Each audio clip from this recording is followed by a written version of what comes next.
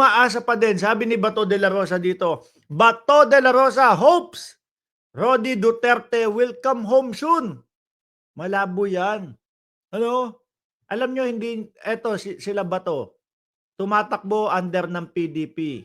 Hindi nila masabi-sabi sa taong bayan. Hindi nila masabi-sabi doon sa mga nakikinig sa kanila sa kanilang mga campaign rally na hindi makakauwi ang dating Pangulong Duterte hangga't hindi natatapos yung kanyang hearing, no? Yung mga pagdinig, mga kababayan.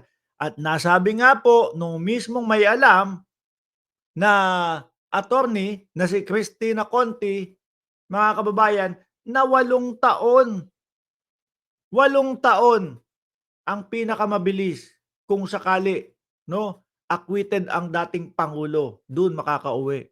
80 na ang dating pangulo. Bakit ho nila hindi masasabi at bakit paulit-ulit sila na uuwi na, uuwi na. Oh, let's bring back home Rodi Duterte. Bakit to? Kasi ginagamit nila doon sa kampanya nila. Sinasabi nila, kami po ang mga senador na tutulong ang makakapagpauwi sa dating Pangulong Duterte. Di ba? Kapag yung sinabi nila, wala na, hindi na makakauwi. Wala pala kayo, sasabihin ng mga botante nila, wala pala kayo eh. Ano? Di ba? Wala pala kayo eh. Hindi pala kayo hindi kayo maaasahan. Di na namin kayo iboboto. Ngayon, pinapaulit-ulit nila yan. No? Gamit na gamit ho nitong mga to, mga kababayan, yung sitwasyon ng dating Pangulo. Oh. Di ba? At least may hope. Naku, umaasa kami. Iboboto talaga namin to sila Bato de la Rosa, si Bungo, at yung mga PDP laban. Kaso wala din hindi pa din huubra, mga bossing. Bakit?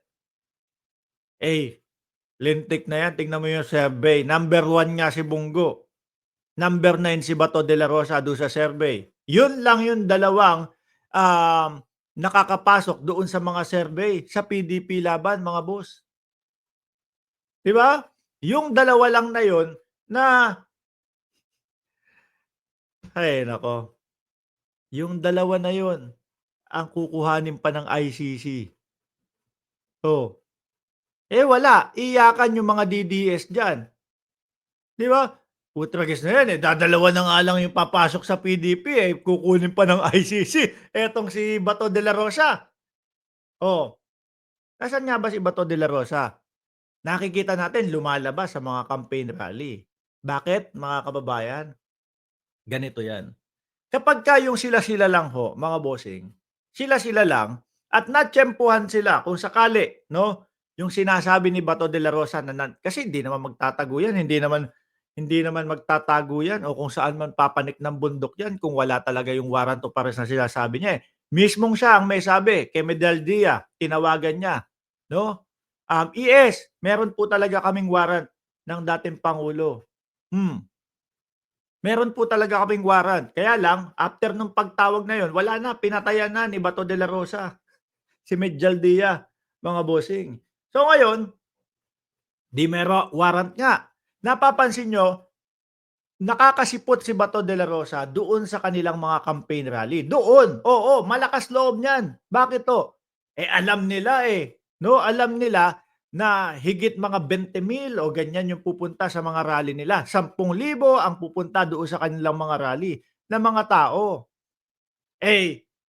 Siyempre kapag yung ang mga kapulisan natin, mga PNP, hindi naman po yan gagalaw ng mga sibilyan Baka pag isang udyok lang, nako, eto na po, hinuhuli na po ang ating senador na magiting na si Bato de la Rosa. Siyempre yung mga nandoon, di ba? Posible na kumbaga lumaban sa mga rally. Di ho ba, mga kababayan? Kaya si Bato nakakasipot yan doon sa mga campaign rally dahil alam niya na meron silang mga manonood, meron silang mga uma-attend na alam nila na pwedeng makipag-gitgitan sa mga kapulisan. Pero yung kapag yung mag-isa lang siya, malabo. 'Di ba? Malabo, mga kababayan. Biruin mo nga, hindi ko maintindihan dito kay Bato de la Rosa kung totoo ba talaga. Hindi ko maintindihan kay Bato de la Rosa kung totoo ba talaga, mga kababayan, na mahal na mahal nito si dating Pangulong Duterte. Bakit ho? Biruin mo ba naman, lahat ng mga DDS hanggang ngayon umiiyak. Lahat ng mga DDS hanggang ngayon, ayun, kung ano-anong paeme yung ginagawa. Wala o hindi tayo magpapadala. Ano nangyari dun sa hindi nila magpapadala? Sangkatutak na Pilipino ang nagsabay-sabay magpadala sa petsa ng 28 ng, Marso. 'Di ba, Ai Chang, Marieta Panlilio at Rodante Manabat, nagsabay-sabay, wala, palso yung ginawa nila. Ngayon naman mga pa-rally-rally naman nila. 'Di ba? Hanggang sa ayun nga, kulong. Ay naku, hmm. Nag-iiyakan kung ano-anong ginagawang kajulogsan nung mga DDS, mga boss chief amo, sir. Dahil malungkot sila, 'no? Merong mga nagpapadasal pa, baka sabihin niyo, "Oy Mark, fake news yang padasal." Baka sabihin niyo fake news yung padasal. Ayan,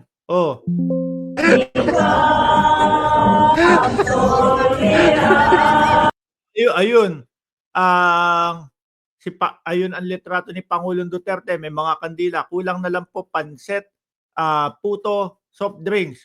Lagay dun sa harap nung lagay dun sa harap nung litrato ng dating Pangulong Duterte. Yan po ang mga DDS, mga kababayan ngayon. Pero yung Bato de la Rosa nila, mga bossing, ay naku, yung Bato de la Rosa nila, gusto niyo malaman kung ano yung pinagkakaabalahan ni Tobat? Saglit lang. Busy. Didilim na, madilim na. 'Di Hindi ba? pa rin niluluto Oh, itong ating magdidilim na, madilim na. oh, Hindi pa rin niluluto itong ating litson. nagleletsyon. Hindi mo mawari talaga kung totoo bang ano ba 'to, nagsasaya ba habang ang mga DDS ay nag-iiyakan? 'Di ba sabi ni Bato de la Rosa, "Hopes Rody Duterte will come home soon. Let's get back to riding and shooting."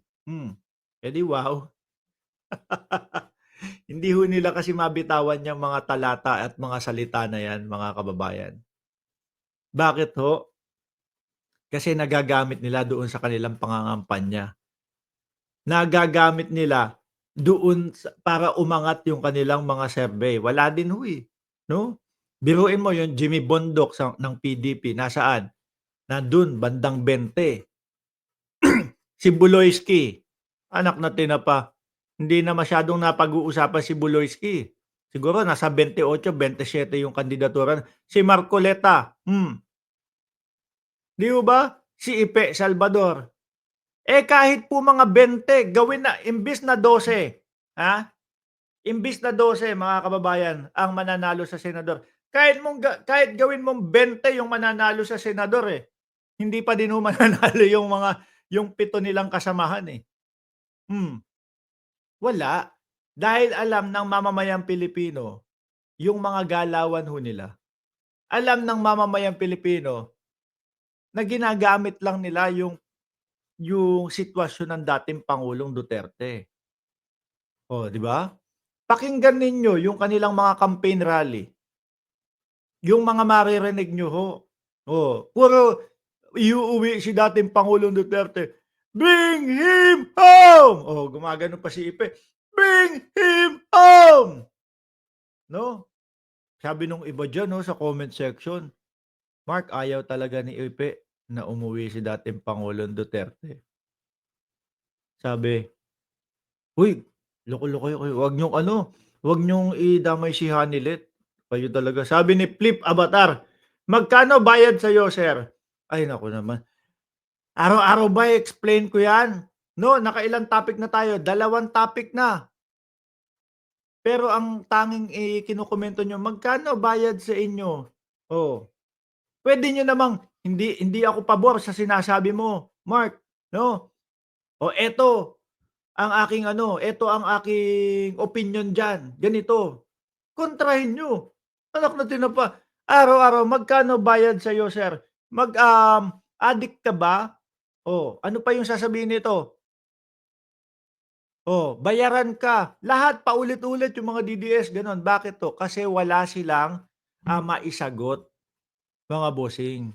Kasi wala silang naririnig doon sa kanilang mga iniidolo o yung mga talagang sinasamba, kundi pinupulitika po kami niyang mga 'yan. Gano'n lang. Ano masasabi mo sa confidential funds, Inday Sara Duterte? Pinupulitika lang po kami niyan, 'di ba? Gano'n gano'n lang ho. Oh, kaya 'pag sugod dito sa'tin, ang sasabihin na lang niya, "Magkano bayad sa'yo?" O pumunta ka doon sa ano, pumunta ka do'n sa Social Blade, pero 'wag mo akong iyakan 'pag nakita mo sasabihin mo, "Putragis ka, isang oras kang magsasalita gano'n pala yung bayad sa'yo ng YouTube." Oh, 'di ba? Samantalang eto, 8 oras ako nagtatrabaho, ang paulit-ulit kong isinisigaw ₱20 na bigas din. Oh, 'di ba?